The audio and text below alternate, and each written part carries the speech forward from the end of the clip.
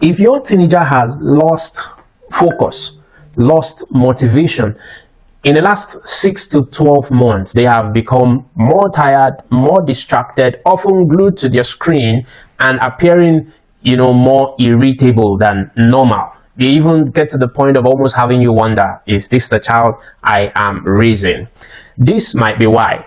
Because I see a lot of loving parents, hardworking, but accidentally doing something that is quietly diminishing the drive and motivation of their teens. And the scary part is it feels like good parenting.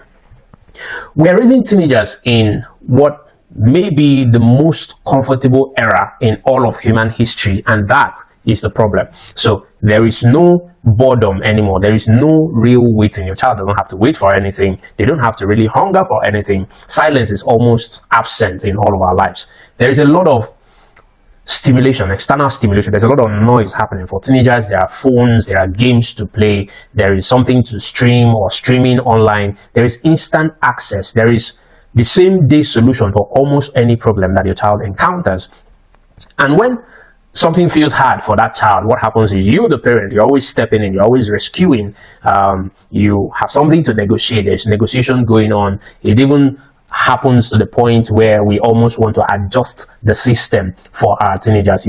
But the reality is that drive is built in resistance. Confidence requires responsibility for it to come, and strength is built in struggle. If you remove those three from the life of your teenager, accidentally what you're going to produce is a fragile teen. And no, you're not going to be right to label that child as lazy, because what has happened is that they have never really had a chance to become strong. They have never really had a reason to build their mental toughness. So, do you know what the three mistakes are that I see most parents in this category making? And I'm going to break it down. Number one is the removing of struggle. How do you remove struggle from the life of your child? You have the teacher's contact. So something happens at school and you can quickly email the teacher. You can quickly WhatsApp that teacher. You help your child finish a project. You help them solve every conflict that happens in their relationship. They have a misunderstanding with friends, and you step in to want to solve that. You want to even adjust the rules for them. I see parents trying to interfere in examination, in school rules. The child is somewhere trying to process an admission that they already got, just to process the registration, and the parent is intervening. Every time they feel discomfort, you're always there to try to reduce that discomfort.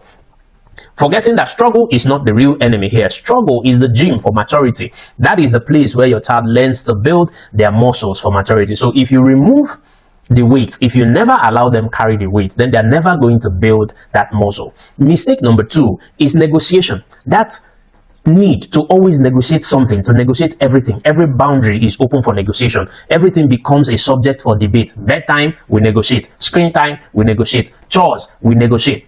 But when everything feels optional for your child, what happens is that nothing is serious in their life. They always show up attempting to negotiate everything. Teenagers who grow up without firm structure will struggle with authority. They're going to struggle with discipline and struggle with long-term focus. They are not rebellious. That's not the case. Like I said, you have not given them the opportunity to build this skill. They have never been trained to operate within non-negotiables. Mistake number three is the other extreme. It is over-structuring everything in the life of your teenager. It's the twist that a lot of parents miss. So, some teenagers are weak because they don't have structure. But this group of teenagers are actually weak because they have too much of structure. Every hour is planned. Every decision is made for them. Every process in their life is supervised. Every move they make is supervised. So they never learn to take initiative. They can't start anything on their own. They don't learn to think ahead. There's no motivation to think of something, to create something for themselves. They have never really had the experience of failure and recovery. And finally, at some point in their life, independence is going to come. But when that independence comes, they collapse under freedom. Freedom needs to be prepared for. If not, a lot of teenagers will fail. So here's what we work instead. I'm going to give you a fix that we work for this. I call it the responsibility ladder. Responsibility not as pressure, responsibility not in the form of punishment, but progressive responsibility. That's why I named it the responsibility ladder. The first level on that ladder is creating small independent tasks. Independent task, I said, underline the word independent, because in this experience, you're going to give the child tasks that are fully their own, something that they own in execution. Not come and help me do your laundry. No, they're not helping you do their laundry. Give them their laundry. It is their laundry, their alarm to fix, their rooms to fix, their morning routines to design.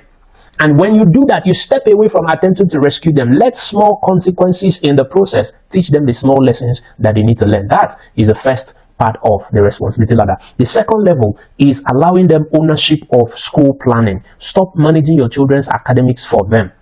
Instead of asking, did you fix your homework? Did you do your homework? Ask, what is your plan for this week? What is your plan for this weekend? How do you intend to execute your homework and your projects that you have? Make them present the strategy. And when you do that, what you are doing in essence is shifting yourself away from manager to the position of mentor. So you are coaching, you are guiding the strategy and the initiatives that they create by themselves.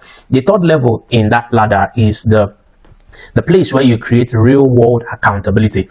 Here you want to give your child something that affects other people's life. Make them responsible for other people. Start with their siblings. Have them manage their siblings' routine, for instance, design a morning routine, budgeting a monthly allowance, or leading a small family responsibility. That experience is going to help your child develop the concept of contribution for the good of other people.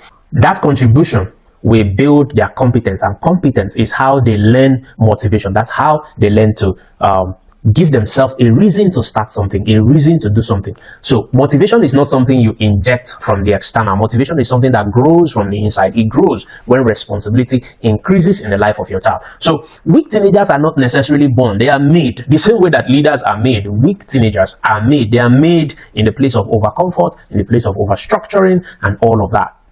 So I hope this has helped you, and if it did, don't forget to like, subscribe, and share this video with someone, another parent who it might help, because in 2026, parenting strong teenagers requires strategy, not guesswork. Most parents are guessing.